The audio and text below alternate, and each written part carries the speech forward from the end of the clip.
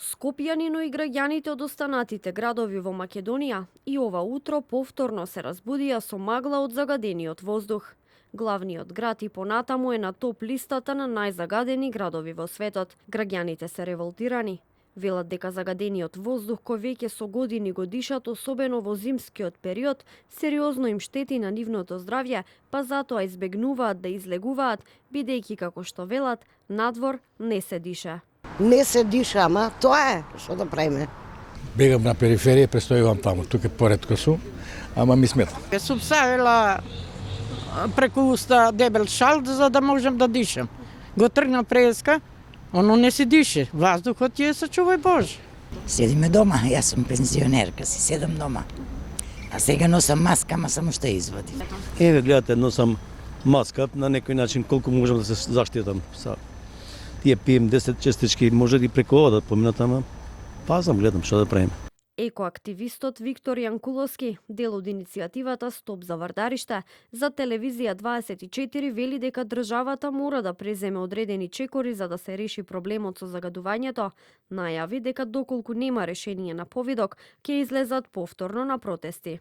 Загадувањето многу лошо влијае за луѓето, готово за малите деца и за возрастните.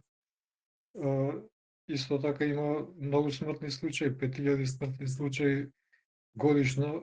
Болниците се полни со заболени од загадувањето и тоа мора нешто да се преземе. Државата мора да преземе нешто.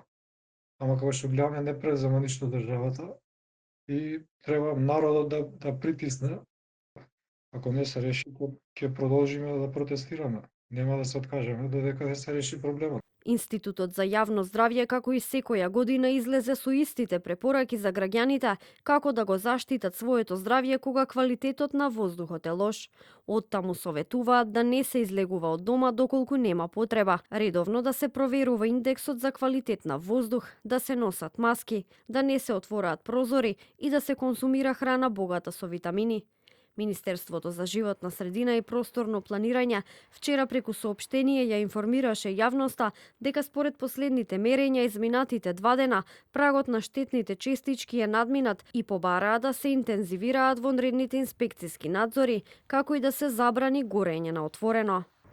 Проблемот со загадувањето на воздухот е присутен секоја година, посебно во зимските периоди.